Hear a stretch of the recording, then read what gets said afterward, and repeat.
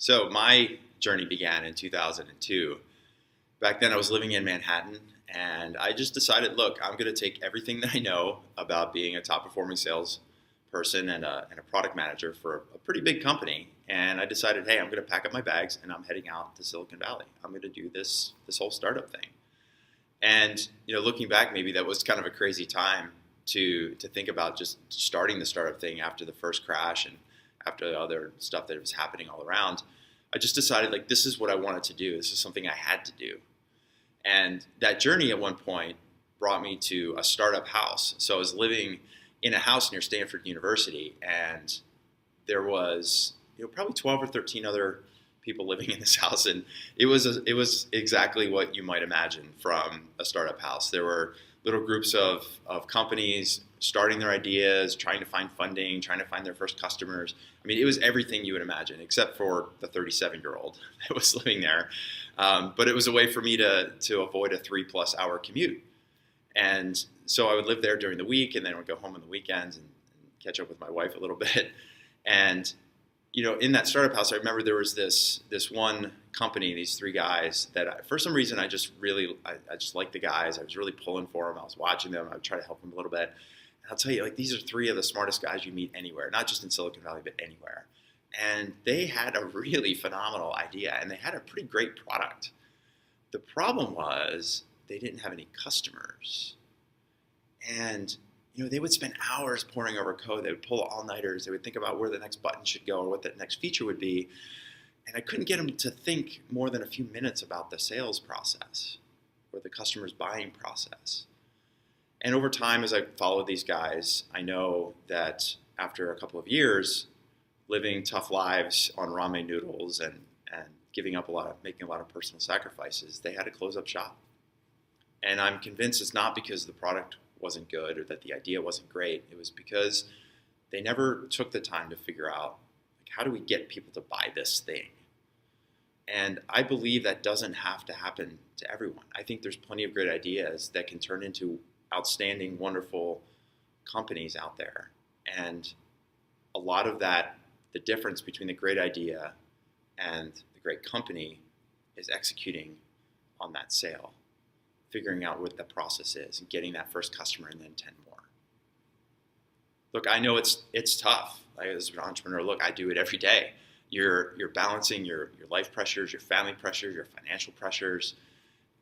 Over the last 8 years, I've supported my wife as she's finished up her PhD.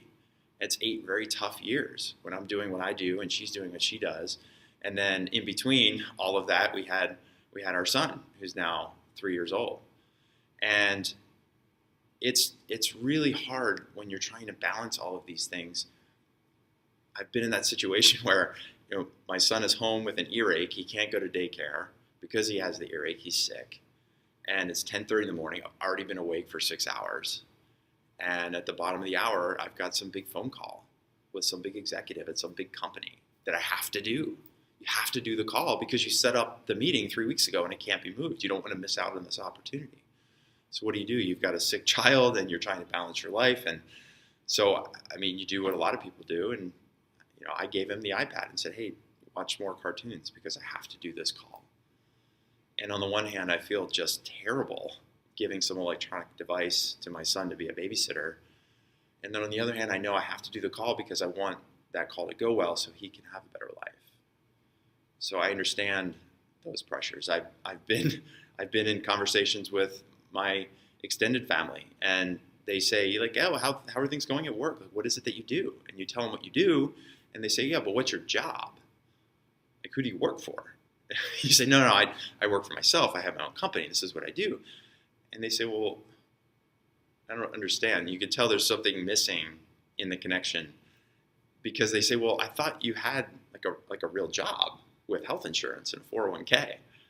And you just know that they'll never really understand. So believe me, I've been there. And on the business side, I've been there testing code at 3:30 in the morning for an 8:30 meeting and still having that code blow up during the 8:30 presentation. And then you sort of like reach for your iPhone and you pretend you're texting back to some engineers that may or may not even exist. and say, tell the customer like, oh, well, the guys know we had this big presentation, so maybe they're trying to push some code really late so that we can show you all these great features. But meanwhile, let's look at this other part of the product, or let's talk about this other part of your business. And you hope that they don't ever want to come back to the piece of your product that didn't work in the first place. So I get that. I've been in, I've stayed in Red Roofs Inn about this big in the middle of Manhattan in the not so good part of town, just because that's all I could afford. And I had a couple of meetings that I had to do over a couple of days, crashing on couches and friends' floors and air mattresses. Like I said, look, I get it, and I've done all of those things. And you keep doing it, and we keep doing it because we believe in what we're doing. We believe in our product. We believe in our company. We believe that we can change things. We can change people. We can change industries. It was in that startup house I remember getting a phone call, and it was my wife, and it was that call that I found out we were going to have our son. And I remember, I can feel it right now, this feeling that I had, like, hey, my life was going to be different. I knew it. I knew my life was going to be different. I didn't know exactly how it would be different. I just knew it would be different. And, less than a year later, when my son was born, we ended up 2 weeks in the hospital in intensive care because he came a little bit earlier than anybody expected. And now everything's fine. Everybody's happy and healthy. Coming home from the hospital, I also remember thinking, man, maybe this startup stuff isn't for me. Maybe I need to go get a job with health insurance. And I did that. I went back to corporate life. And for a little while, life was easy, right? You make a lot of money. I made over $300,000 a year for working maybe 12 hours a week. It's easy to hide in big companies and pretend that you're adding value to some organization.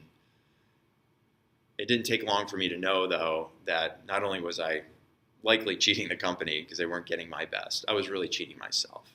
Like, I knew this isn't where I could spend my life, where I could be happy, where I could teach my son what it's like to go follow your dream and do what you want to do. So I share all this with you because I believe that you can be successful. And when I look at startups and I've talked to entrepreneurs and I look at companies and products, it's almost never about the idea or the product. It's the gap. Sometimes it's small, sometimes it's huge. It's in the sales process. It's getting to that first customer and then 10 more and trying to figure out how to scale and repeat and get through and break through and not rely on the product, because the product isn't what sells itself.